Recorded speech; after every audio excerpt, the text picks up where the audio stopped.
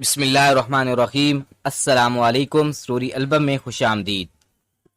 میرا نام طیبہ۔ یہ قصہ میری والدہ کی بد نصیبی کے اس دن سے شروع ہوا جب شادی کے 6 ماہ بعد ہر رات ان کے شوہر یعنی میرے والد دیر سے گھر آتے اور ان کے بالوں میں گلاب کے پھولوں کی چند مرجھائی ہوئی پتیاں چپکی ہوتی۔ پہلے تو کچھ دن وہ چپ رہیں، مگر جب والدہ نے دیکھا کہ جب کہ ان کے شوہر گھر آتے ہیں تو ان کے بالوں میں گلاب کے پھولوں کی پتیاں موجود ہوتی ہیں تو انہیں شک ہونے لگا۔ ایک رات والد گھر آئے تو والدہ ان کے پاس جا بیٹھی اور ان مرجھائی پتیوں کو اپنی انگلیوں سے جدا کر کے کہا، کیا پوچھ سکتی ہوں کہ یہ کہاں سے آئی؟ کہ آپ کسی پھولوں بھرے بستر پر لیٹ کر آئے ہیں؟ والد صاحب کو بیوی کا یہ سوال برا لگا اور کلام نہ کیا، تیار ہو کر دفتر چلے گئے۔ وہ سمجھی کہ وقتی ناراضگی ہے، بات کوئی ایسی نہ تھی کہ وہ ہمیشہ کے لیے بیوی کو چھوڑ دیتے۔ تاہم امی بہت دکھی تھی جب ان کا دیور کمرے میں اپنے بھائی کے بارے میں پوچھنے آیا۔ امی کی سرخ آنکھوں کو دیکھا تو پوچھا، بھابھی کیا آپ ساری رات روتی رہی ہیں؟ امی کو جیسی کسی ہمدرد کی ضرورت تھی، دیور کو چھوٹا بھائی سمجھ کر تمام بات بتا دی۔ اس نے کہا، آپ روئیے نہیں، میں بھائی کے اس معاملے کی کھوج لگا کر آپ کو آگاہ کروں گا کہ بھائی کہاں جاتے ہیں اور کیا قصہ ہے۔ دیور نے بھابھی سے کیا وعدہ پورا کیا اور اپنے بھائی کا کسی طرح پیچھا کر کے معلوم کر لیا کہ وہ کہاں جاتے ہیں۔ معاملہ یہ تھا کہ میرے والد ایک بازار حسن کی ایک عورت کے عشق میں گرفتار تھے جو بہت خوبصورت تھی۔ والد امیر آدمی تھے اور امی جان غریب گھر سے تھی، لیکن میری دادی کو پسند تھی۔ وہ ان کی کزن کی بیٹی تھی۔ دادی نے تبھی نہ چلنے دی اور ان بازاری عورت کو بہو بنانے پر راضی نہ ہوئی۔ دادی ضد کر کے امی کو بہو بنا کر لے آئیں۔ اب دادی تو خوش تھیں کہ من پسند لڑکی کو بہو بنا لائی ہیں، لیکن والد خوش نہ تھے۔ وہ کسی طرح امی سے جان چھڑانے کا بہانہ تلاش کر رہے تھے۔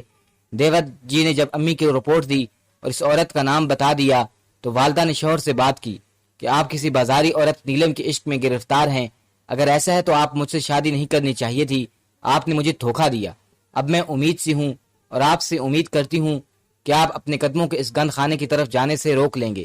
شریف زادی اور اس بازار کی عورت میں کوئی مقابلہ نہیں، بس اب میں ہی آپ کے پیار کی حقدار ہوں۔ والد خاموشی سے سنتے رہے۔ امی نے بات ختم کی تو ابو نے کہا، میں کب تم سے شادی کرنا چاہتا تھا؟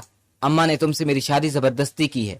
میں نے بھی اماں کو کہہ دیا تھا اگر تم مجھے میری برائیوں کے ساتھ قبول کر لو گی تو رکھوں گا، ورنہ نکال دوں گا۔ تو امی بولی، آپ اس غلط جگہ جانا چھوڑ دیں، باقی آپ کی سب اچھائیاں برائیاں مجھے قبول ہیں۔ میں تم کو چھوڑ سکتا ہوں مگر اس جگہ جانا نہیں چھوڑ سکتا۔ لیکن مجھے یہ بتاؤ کہ تم اس جگہ اور اس عورت کے بارے میں کیسے جانتی ہو؟ اس بازار کی معلومات اتنی تفصیل کے ساتھ تم جیسی شریف زادی کو کیسے حاصل ہوئی؟ ان کی یہ بات سن کر والدہ خاموش ہو گئی، لب سی لیے، کیونکہ دیور نے قسم دی تھی کہ بھابھی آپ کے شوہر کے بارے میں تمام معلومات حاصل کر کے دوں گا، لیکن خدارا میرا نام نہ لیجیے گا، ورنہ بھائی بڑے غصے والے ہیں، مجھے زندہ نہیں چھوڑیں گے۔ دیور نے امی سے سچ کہا تھا۔ اس بات کا ثبوت ان کو اس وقت مل گیا جب ایک دن والد بہت غصے میں تھے اور انہوں نے میری والدہ کو برقع پہنا کر اپنے چھوٹے بھائی سے کہا، جاؤ اس کو اپنے باپ کے گھر چھوڑ آؤ۔ امی کے ساتھ ساتھ ان کی ساس اور دیور سبھی یہ سمجھے کہ رمیز اس وقت غصے میں ہے، چند روز بعد غصہ ٹھنڈا ہو جائے گا تو ہم جا کر شکیلہ کو لے آئیں گے۔ لیکن ایسا نہ تھا۔ والد تو امی جان سے چھڑانے کا بہانہ ڈھونڈ رہے تھے۔ وہ امی کو لینے نہ گئے اور گھر والوں کو بھی منع کر دیا، ہرگز مت لانا ورنہ کھڑے کھڑے نکال دوں گا۔ بڑھاپے میں بیچارے نانا ابو پر تو جیسے قیامت ٹوٹ پڑی۔ جب بیٹی کو اس حال میں روتے دیکھا تو وہ داماد کے پاس گئے اور سبب دریافت کیا۔ انہوں نے سسر کو یہ کہہ کر دھتکار دیا کہ تمہاری بیٹی کا اس بازار سے کیا تعلق جو وہاں کے بارے میں اتنی معلومات رکھتی ہے، یہاں تک کہ وہاں کی عورتوں کے نام تک جانتی ہے۔ ایسی عورت میں ہرگز نہیں رکھ سکتا جسے بازار حسن کے بارے میں سب پتا ہو کہ وہاں کس کس نام کی لڑکیاں رہتی ہیں۔ ان کی بات سن کر بیچارے نانا ابو بھکا بکا رہ گئے اور چپ کر کے گھر آ گئے۔ کچھ دن بعد والد نے امی کو طلاق بھیجی اور کہا کہ اب وہ میرے گھر میں قدم نہ رکھے، ورنہ وہ مجھے جانتی نہیں، میں بہت بری طرح پیش آؤں گا۔ امی نے پھر بھی دیور کا نام نہ لیا کیونکہ وہ بیچارہ FSC کا طالب علم تھا اور میرے والد کے ٹکڑوں پر پڑھ رہا تھا، اس کا مستقبل تباہ ہو جاتا۔ اس نے بھی نہ بتایا کہ میں نے ہی بھابھی کو آپ کی کرتوتوں کے بارے میں معلومات فراہم کی تھی، کیونکہ میری والدہ ان دنوں حاملہ تھی اور بہت سے عزیزوں نے یہ بھی کہا کہ جب تک عورت حاملہ ہو طلاق نہیں ہوتی۔ تم کسی عالم سے مسئلہ پوچھ کر اپنے شوہر کے گھر جا سکتی ہو اور صبر کے ساتھ اس کے ساتھ زندگی گزار لو، ایک نہ ایک دن وہ ٹھیک ہو ہی جائے گا۔ مگر امی نے کسی کی نہ سنی اور کہا کہ طلاق ہو گئی ہے، اور پھر صبر کے ساتھ اپنے والد کے گھر رہنے لگی۔ میرا جنم نانا کے گھر ہوا، نہ باپ نے میری شکل دیکھی اور نہ میں نے ان کی۔ بعد میں جب داتی وفات پا گئیں، ان کی وفات کے بعد والد نے اپنے من کی مراد پوری کی اور اپنی من چاہی عورت سے شادی کر لی۔ 2 سال میں اور امی نانا کے گھر رہے۔ اس کے بعد انہوں نے ایک شریف انسان سے والدہ کی دوسری شادی کرا دی۔ میرے ستیلے والد غریب ضرور تھے لیکن بہت اچھے اخلاق کے مالک تھے، دیندار تھے اور حقوق العباد کو مانتے تھے۔ انہوں نے ہم ماں بیٹی کو دل سے قبول کیا اور میری پرورش ایک حقیقی باپ کی طرح کی۔ کبھی مجھے یہ احساس نہ ہونے دیا کہ میں ان کی اولاد نہیں ہوں۔ وہ مجھے اعلیٰ تعلیم دلوانا چاہتے تھے مگر غریبی آڑے آ گئی اور میں صرف پرائمری تک تعلیم حاصل کر سکی۔ وقت گزرتا گیا اور میں جوان ہو گئی۔ ابھی 16 برس کی تھی کہ انہوں نے میری شادی اپنے بھانجے سے کر دی اور 1 سال بعد ان کا انتقال ہو گیا۔ میری ساس اپنی بھابھی یعنی میری والدہ سے جلتی تھی، بالکل اپنے بھائی سے مختلف عورت تھی۔ والد کے انتقال سے پہلے تو صحیح رہی مگر ان کی وفات کے بعد تو انہوں نے اپنے رنگ ہی بدل لیے۔ میں نے کبھی سوچا بھی نہ تھا کہ وہ اس قدر بدل جائیں گی۔ اب وہ مجھے ماں سے ملنے نہیں دیتی، والدہ کو بھی نہ آنے کی اجازت تھی اور نہ مجھے ان کے پاس جانے کی تھی۔ میری والدہ بیمار تھی مگر میں ان کی عیادت کے لیے نہیں جا سکتی تھی۔ میں نے اپنے شوہر اور ساس کی بہت منت سماجت کی مگر میری ایک نہ چلی۔ میرے شوہر بھی صرف اپنی ماں کی مانتے تھے۔ میں ماں سے ملنے کے لیے بہت روئی۔ ماں بہت بیمار تھی۔ پھر ایک دن میرے شوہر نے مجھے اجازت دے دی کہ جاؤ ماں سے مل آؤ۔ میں بہت خوش ہوئی مگر ساتھ یہ بھی کہا کہ اب وہ اس دنیا میں نہیں رہی، وہ انتقال کر گئی ہیں۔ یہ سننا تھا کہ میرے پیروں تلے سے زمین نکل گئی، میری ساری خوشی خاک میں مل گئی۔ میں بہت روئی۔ میری ماں مجھے چھوڑ کر چلی گئی۔ اب میرے اس دنیا میں شوہر کے سوا کوئی نہ تھا اور وہ بے شک بہت اچھے انسان تھے لیکن اپنی ماں سے بہت ڈرتے تھے، ان کی ہر بات لازمی مانتے تھے۔ میری ایک نند تھی، وہ غلط چال چلن رکھتی تھی، سارا دن آس پڑوس میں پھرتی اور جب میرے شوہر اور سسر گھر پر نہ ہوتے نند پڑوسی لڑکوں کو بیٹھک میں بلا کر باتیں کرتی۔ مرد شام کو آتے، ان کو کچھ خبر ہی نہ ہوتی کہ گھر میں کیا ہوتا ہے۔ مجھے اپنی نند کی حرکتوں کے بارے میں سب پتا تھا مگر ساس کے ڈر سے میں زبان نہ کھولتی۔ اگر شوہر کو بتاتی تو ان کی ماں میرا جینا دو بھر کر دیتی۔ خاموشی میں ہی اپنی عافیت جانی، یہ سوچ کر جو جیسا کرتا ہے ویسا بھرتا ہے۔ میں اپنی نند کی چغلی کر کے بری بنوں گی تو کہاں جاؤں گی؟ سچ ہے کہ برائی کو چھپانا کبھی بہت مہنگا پڑ جاتا ہے۔ اے کاش میں اپنے خاوند کو آگاہ کر دیتی۔ آخر کو ان کی بہن ہمارے گھر کی لاج تھی، ان کی عزت تھی۔ ایک روز دوپہر کا وقت تھا، میں کچن میں کھانا بنا رہی تھی کہ میری نند ثانیہ بھاگی آئی اور بولی بھابھی مجھے بچا لو، ابا اور بھائی آگے ہیں۔ میں کچھ نہ سمجھی، وہ بکھلائی ہوئی تھی۔ میں نے اس کی حالت دیکھ کر اسے اپنے بیڈ روم میں چھپا لیا۔ تبھی سسر اور شوہر کی کسی کو گالیاں دینے کی آواز آنے لگی۔ میں دوڑی بیٹھک میں گئی، وہ پڑوسی لڑکے کو دونوں مل کر مار رہے تھے۔ نظارہ دیکھ کر خوف سے کانپ گئی اور میں نے ان کو روکنا چاہا کہ کہیں وہ اسے مار ہی نہ ڈالیں۔ میرے بیچ میں آنے سے لڑکے کو بھاگ نکلنے کا موقع مل گیا۔ اس کی جان تو بچ گئی مگر اس کے بھاگنے کے بعد اب سسر اور شوہر نے سارا غصہ مجھ پر نکالا کہ ثانیہ اگر بیٹھک میں اس لڑکے کے ساتھ تھی تو تم کہاں تھی؟ تم بھی تو گھر میں ہوتی تھی اور اب وہ کہاں ہے؟ انہوں نے گھر میں سے ڈھونڈا۔ میں اسے کیسے بتاتی کہ وہ میرے کمرے میں میری الماری کے پیچھے چھپی ہوئی ہے؟ بلاخر انہوں نے اسے ڈھونڈ نکالا اور گھسیٹ کر باہر لائے کہ کس نے تمہیں یہاں چھپایا ہے؟ وہ بولی کسی نے نہیں، مگر ہاتھ سے میری طرف اشارہ کر دیا۔ وہ تو پہلے ہی غصے سے آپے سے باہر ہو رہے تھے۔ سارا الزام مجھ پر دھر دیا کہ میں اپنی نند کو اس لڑکے سے ملواتی ہوں۔ میری نند نے بچنے کے لیے مجھے بھی اپنے ساتھ شامل کر لیا۔ میں نے لاکھ کہا کہ ایسا نہیں ہے مگر وہ نہ مانے۔ میرے خاوند نے کہا کہ اگر تم میری بہن کے ساتھ اس کھیل میں شریک نہیں ہو پہلے مجھے کیوں نہیں بتایا کہ پڑوسی کا لڑکا گھر آتا ہے اور بیٹھک میں ثانیہ سے ملتا ہے، اور پھر تم نے اسے اپنی الماری کے پیچھے کیوں چھپایا؟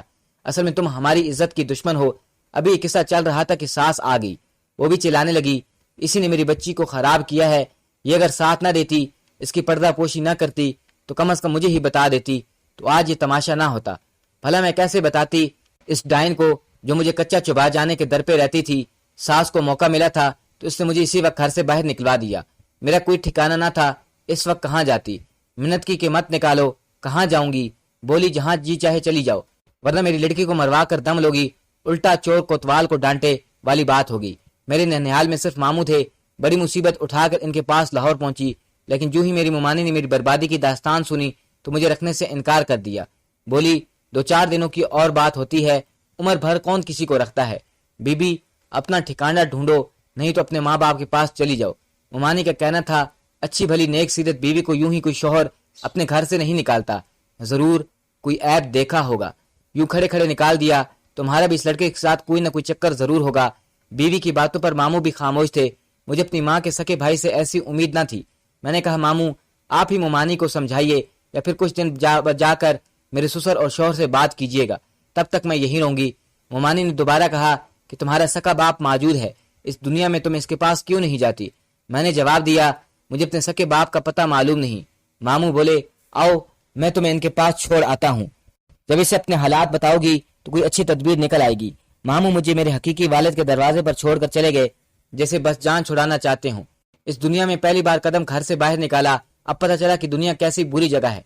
तब सोचा था कि बाप तो फिर बाप होता है, ख्वाह कितना भी सख्त दिल क्यों ना हो, मुझे देखकर गले लगा लेंगे, मेरी आबीती पर इनका दिल मोम हो जाएगा और पिछली सब बातें भूलकर मुझे सीने से लगा लेंगे। आखिर तो मैं इनका खून हूँ, इनकी औलाद हूँ। ये गुमान भी ख्वाब व ख्याल निकला। जैसे ही घर में दाखिल हुई, सामने सुतेली माँ बैठी थी। पूछा, लड़की कौन हो तुम, यहाँ क्यों आई हो? मैंने बताया कि मैं तैयबा हूँ और रमीज की बेटी हूँ। मेरी माँ का नाम शकीला था, जो इनकी पहली बीवी थी। उन्हें इनको तलाक दी और मैं अपने नाना के घर जन्म लिया। तभी वाले से कभी ना मिल सकी, आज मामू यहाँ छोड़ गए। मुख्तसर अपनी आप बीती सुनाई। वो बोली, क्या जायदाद से हिस्सा चाहिए जो इतनी मुद्दत बाद तुमको अपने बाप की याद आ गई? इतने में वालिद अपने कमरे से निकले। पूछा, कौन है? मैंने कहा, मैं आपकी बेटी हूँ। बोले, कौन बेटी? मेरी तो कोई बेटी नहीं। जब मैंने अपना और अपनी वालदा का नाम बताया तो जवाब मिला कि मैं किसी को नहीं जानता। मैं ये सुनकर बुत बन गई। मेरी आंखों से आंसू रवा थे, मगर इन आंसुओं को साफ करने वाला मेरा कोई न था। वाकई वो मुझे कब जानते थे? उन्होंने मेरे जन्मदिन से अब तक मुझे देखा था। आपने मुझे किस जुर्म की सजा दी है बाबा? आपने तो मेरी सूरत भी ना देखी आज तक। वो बोले, जब तुम्हारी माँ ने ही मुझे तुम्हारी सूरत ना दिखाई तो कैसे देखता? पता नहीं तुम मेरी बेटी हो भी नहीं। ये अल्फाज पिघला हुआ शीशा बनकर मेरे कानों में गिरे। बेबस होकर मेरे शौहर ने मुझे घर से निकाल दिया और मामू ने भी ना रखा। अब किधर जाऊं? सुतेली माँ ने मेरे आंसू को देखती हुई मुझ पर तरस खा के कहा, ठीक है, आज यहाँ रह लो, कल तुम्हारे रहने का बंदोबस्त कर दूंगी। वो रात मैंने एक अजनबी की तरह इस घर में गुजारी, जिसके बारे में गुमान था कि ये मेरे बाप का घर है। सुबह वालिद मेरे उठने से पहले चले गए। थोड़ी देर बाद एक बूढ़ी औरत सुतेली माँ के पास आ गई। माँ से कहा, किधर है वो लड़की जिसको तुम रखने पर राजी नहीं हो? बुलाओ इसे। मैं हकीकी बाप की बेरुखी और अजनबियत देख चुकी थी। जब सुतेली माँ ने कहा कि इनके साथ चली जाओ, ये तुम्हें अपने पास रखेंगी, तुम्हारा ख्याल रखेंगी, तुम इस बूढ़ी औरत की खिदमत करना, मैं और तुम्हारे अब्बा तुम्हारी खबरगिरी करते रहेंगे। बाप की बेहिसी से मेरा हकीकी रिश्ते और मोहब्बत से ईमान उठ गया। इस बूढ़ी औरत ने मुझे दिल से लगाया और प्यार किया। मैं रोती हुई इसके हमरा इसके घर आ गई। इससे मुझे कहा कि तुम शकीला की बेटी हो ना? मैं जानती हूँ, इसको सब पता है। मुझे मेरी बेटी की खातिर ही तेरे बाप ने इसे तलाक दी थी और मेरी बेटी को भी मुझसे छीन लिया।